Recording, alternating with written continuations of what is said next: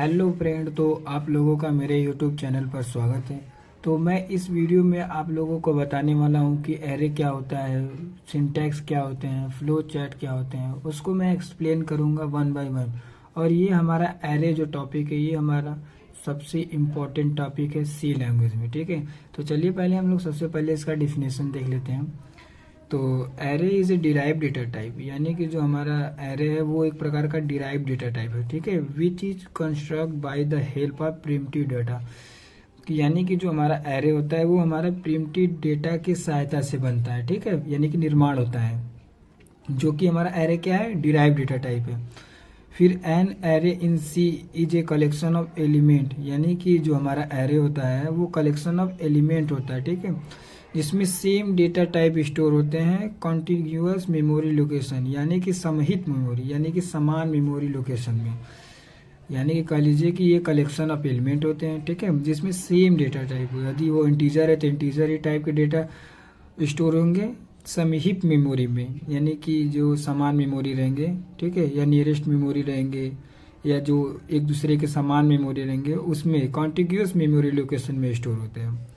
फिर देखिए, array are useful when, array का हम लोग प्रयोग कब करते हैं, जब you want to store multiple value, हमको एक या एक से अधिक वैल्यू को स्टोर करना हो of the same data type या same type under a single name. जैसे कि हमको किसी सिंगल नेम के अंदर मल्टीपल वैल्यू को स्टोर करना हो और हमारा जो वैल्यू हो वो उसका डेटा टाइप सेम होना चाहिए। यदि वो इंटीजर है तो इंटीजर ही होना चाहिए, फ्लोट हो तो फ्लोट होना चाहिए, चाहे डबल हो तो डबल। तो यानी कि इसका कहने का मतलब समझ लिए सिंपल भाषा में कि एरे जो होता है मल्टीपल वैल्यू को किसी सिंगल वैल्यू में स्टोर करता है, और वैल्यू जो होता है वो एक ही डेटा टाइप का होता है। यदि हम लोग मान लीजिए मल्टीपल वैल्यू को स्टोर कर रहे हैं तो उसका डेटा क्या होगा, एक ही होगा, चाहे वो इंटीजर होगा, चाहे तो वो फ्लोट होगा, चाहे डबल होगा। तो चलिए अब हम लोग इसका सिंटैक्स देख लेते हैं।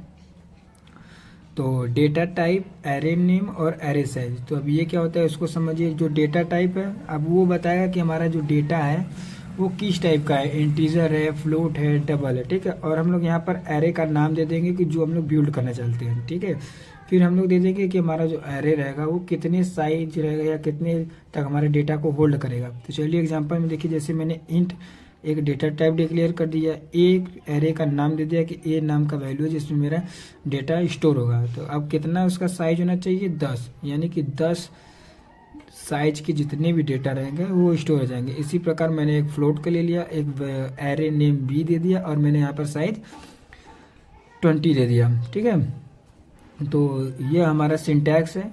अब इसका हम लोग प्रोग्राम कोड में कैसे इस्तेमाल करते हैं इसको अभी मैं बताऊंगा प्रोग्राम की सहायता से। तो पहले चलिए इसका हम लोग फ्लो चार्ट देख लेते हैं कि कैसे फ्लो चार्ट इसका वर्क करता है। तो मान लीजिए हमने प्रोग्राम को लिखना स्टार्ट कर दिया। ठीक है, अब हमने डिक्लेरेशन या डिक्लेयर कर दिया कि एरे। ठीक है, अब मैं इनपुट से यूजर के थ्रू इनपुट कराया नम। ठीक है, और मैंने कंडीशन दे दिया कि आई ग्रेटर देन एन। तो यदि हमारा कंडीशन फॉल्स रहेगा तो हमको प्रिंट होकर क्या आ जाएगा कि डिस्प्ले पर सम, और हमारा प्रोग्राम क्या हो जाएगा, एंड हो जाएगा। ठीक, यदि हमारा कंडीशन ट्रू हुआ तो हमको ये स्टेटमेंट आ जाएगा कि sum equal to sum plus array into num. ये हमारा एक स्टेटमेंट एग्जीक्यूट हो जाएगा। एग्जीक्यूट होने के बाद जो अंक आएगा वो आई प्लस प्लस होकर फिर हमारा कंडीशन में चला जाएगा। तो इस प्रकार से हमारा कंडीशन चलेगा और फिर हमारा प्रोग्राम एग्जीक्यूट हो जाएगा। तो चलिए हम लोग की पॉइंट्स देख लेते हैं, यानी कुछ महत्वपूर्ण बातें देख लेते हैं कि एरे में क्या, यदि मान लीजिए कोई एरे आ गया तो हम लोग को क्या ध्यान में रखना पड़ेगा। ठीक है, तो चलिए उसको हम लोग देख लेते हैं। तो जैसा कि मैंने यहाँ पर लिख रखा है, array indicate start from zero, यानी कि जो इंडिकेट होता है यानी कि एरे होता है वो इंडिकेट करता है स्टार्ट फ्रॉम जीरो, यानी कि वो जीरो से स्टार्ट होगा। ठीक है, तो हमारा एरे होगा। फिर कह रहा है the size must be constant, जो हमारा साइज होगा वो कांस्टेंट होगा, यानी कि जैसे 1 2 3 4 5 इस टाइप के होगा, ना कि करेक्टर टाइप के। कह रहा है ना इन ओल्डर सी स्टैंडर्ड, यानी कि जो हमारा सी स्टैंडर्ड है उसमें होगा। All element must be same data type, जैसा कि मैंने डिफिनेशन में बताया कि जो हमारे डेटा टाइप होंगे वो सेम होंगे। जैसे मैं मान लीजिए इंटीजर टाइप ले लिया 1 2 3 4 5, तो वो हमारे सेम होंगे। यदि मैं फ्लोट ले लिया तो उसके जो डेटा टाइप होंगे सेम होंगे। जैसे मान लीजिए मैंने यहाँ पर एक ए नाम का डेटा टाइप बना दिया। ठीक है, मान लीजिए मैंने यहाँ पर फ्लोट लिख दिया, फ्लोट डेटा टाइप बना दिया। मान लीजिए मैंने यहाँ पर अब वैल्यू को स्टोर कर रहा हूँ, तो मान लीजिए मैंने यहाँ पर 4.5 ले लिया, 4.6 ले लिया, तो 4.8 ले लिया। अब मान लीजिए मैं यहाँ पर एक 5 ले रहा हूँ, तो क्या ये हमारा सेम डेटा टाइप है? तो आप लोग कमेंट करिए, तब तक मैं आप लोगों को बताता हूँ, ठीक है। तो देखिए यहाँ पर मैंने इसको फ्लोट ले लिया, ये फ्लोट ले लिया, ये फ्लोट ले, लेकिन ये जो हमारा है ये हमारा इंटीजर टाइप का है, ठीक है। तो ये हमारा सेम डेटा नहीं हुआ, नॉट सेम डेटा। तो ये हमारा एरे नहीं होगा, क्योंकि जब हम स्टोर करेंगे तो हमारा सेम मेमोरी एलोकेशन नहीं हो पाएगा। तो हम लोग क्या करेंगे कि चाहे इसको हटा देंगे, चाहे इसी में हम लोग इसको फ्लोट वैल्यू बना देंगे। यदि हम लोग 5.2 लिख दें यहाँ पर, तो ये हमारा फ्लोट वैल्यू हो जाएगा। तो हमारा देखिए कि सभी डेटा जो है साइज वो भी सेम है और डेटा वैल्यू भी सेम है, यानी कि फ्लोट टाइप के।